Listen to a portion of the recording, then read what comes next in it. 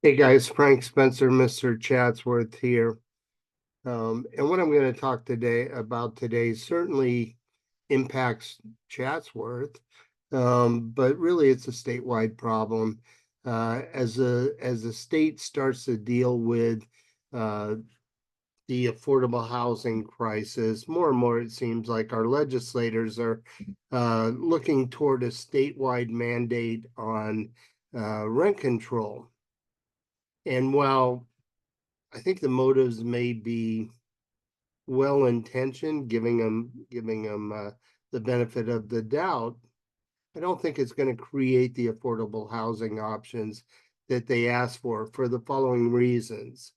Um, First of all, reduce incentives for landlords. We have to talk about that because if I'm not incentivized as a landlord, if I'm restricted from being able to capitalize on market rents, driven by supply side economics, the law of supply and demand, and so forth, I'm probably going to pull my property out of the rental market, and in doing so, will lessen the inventory of available properties um, that a potential tenant might have to select from. So again, I think one of the primary criticisms of rent control is that it can be disincentivized for landlords for maintaining or improving their properties, for keeping them on the market. When rental income is capped, landlords might find it less appealing, and they may not see the return on their investment that they envisioned. And again, all of this bundled up potentially could mean fewer homes available for renters looking for a place to rent. Two, housing shortages. Rent control is designed to make more housing affordable, and it can inadvertently contribute to housing shortages. When rents kept artificially low, we talked about it, landlords may choose to withdraw the units from the rental market and sell them instead. This reduction in available rental units can lead to increased competition, and increased competition typically means higher prices in the long run. The third item is market distortion, and rent control can distort the market, housing market, by creating a disconnect between rental prices and the actual market value of properties. This can lead to situations where long-term tenants pay significantly lower rents than new tenants, creating inequities and resentment. Additionally, this distortion can deter new developers from entering the market, leading to stagnation in the construction of new units. And again, fewer uh, fewer units being built, fewer rental properties available on market. All of that leads to potentially greater demand, lower supply, and typically that means higher prices. Uh, Fourth one is administrative challenges. God, can you imagine at the state level, city level, um, the implementing and enforcing rent control policies? It can be an administratively complex costs and costly for local governments, monitoring compliance, handling disputes, managing exemptions. All of this can require significant resources, and this can divert attention from and funds away from other critical housing initiatives that might more effectively address the housing crisis, such as increasing the supply of affordable housing. Next one you may not have thought of, but you should, and that's impact on mobility.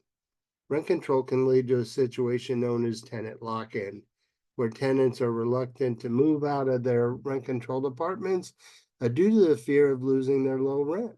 This can limit mobility within the housing market, making it more difficult for renters to find housing that fit their changing needs. For example, families may feel stuck in a unit that no longer suits their size or lifestyle, while younger renters may struggle to find available units because those people needing larger units aren't moving. They're staying with the lower rent. Then we have the potential for unintended consequences. Rent control can lead to a variety of unintended consequences that can complicate housing landscape. For instance, some landlords may resort to discriminatory practices to avoid renting to tenants who might be protected under rent control laws. Think about it. So if I'm a landlord and I'm told that I can only charge 1 month's rent for deposit, I may be less likely to rent to someone who's marginally qualified to rent my unit in favor of somebody who is more qualified. Why?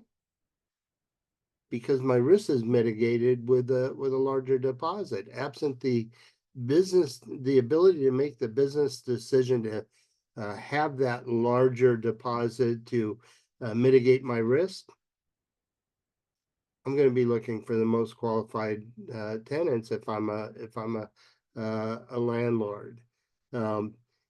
So again, just an unintended consequence of rent control, and there are many, and we'll talk about more in future videos. To wrap it all up, while the intention behind California's rent control policies is to create a more affordable housing environment for tenants, the reality is that these practices can often lead to a range of unintended consequences, from reduced incentives for property maintenance to market distortions, housing shortages. The complexities of rent control present significant challenges.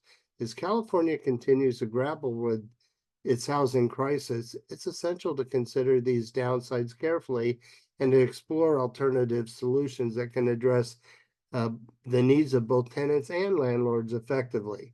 Balancing the interests of all the stakeholders is crucial for developing sustainable and equitable housing policies. If we're unequitably balanced, if the